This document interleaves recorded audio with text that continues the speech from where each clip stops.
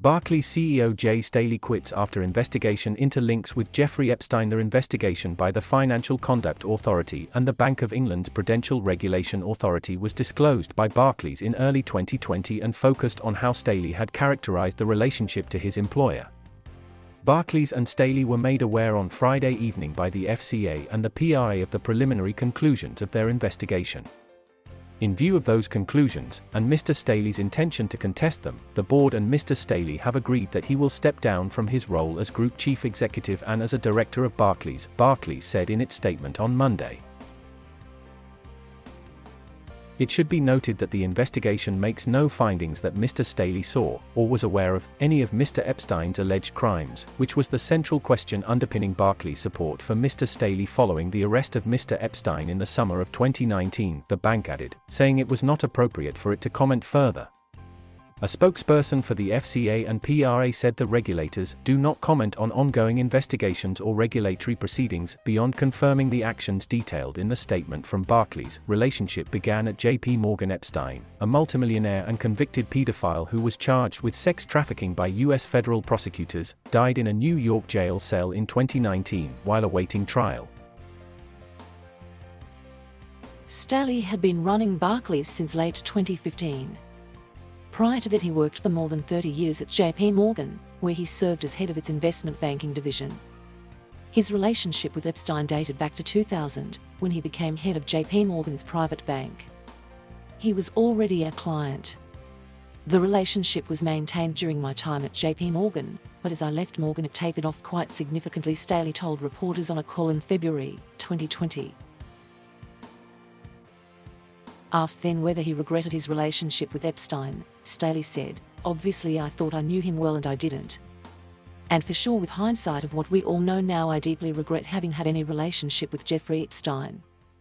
Staley had told the Barclays board that he had no contact with Epstein since becoming Barclays CEO in December 2015. Although detail is limited, it appears regulators believe there was a distinct lack of transparency over this relationship, said Susanna Streeter, senior investment and markets analyst at UK broker Hargreaves Lansdowne. It's understood Mr Staley will contest the conclusions, and clearly the board want to distance Barclays from what could be a long drawn-out process. The Wall Street veteran had run into trouble with UK regulators previously. In 2018, the FCA fined him about $870,000 after it emerged that he had tried to identify a whistleblower at the bank. Staley had attempted to find out who had authored an anonymous letter that raised concerns about a senior Barclays employee. He apologized for his behavior and admitted that he had made a mistake. Barclays clawed back about $680,000 of his 2016 pay over the incident. Barclays shares dropped, but his loss is a big blow to one of the few European firms still committed to competing with the biggest American investment banks. Barclays shares fell by as much as 3.7% in London and were last trading down 1.5%. They've jumped 35% so far this year, part of a broader rally in bank stocks fueled by the economic recovery. The board is disappointed at this outcome, the bank said in its statement. Mr Staley has run the Barclays Group successfully since December 2015 with real commitment and skill. Supported by the senior team which he largely helped build and on whom the Barclays Group will be relying for the future, Mr Staley clarified the Barclays Group's strategy, transformed its operations and materially improved its results. With effect from November 1, 2021, CS Venkatakrishnan will take over as Barclays CEO, subject to regulatory approval.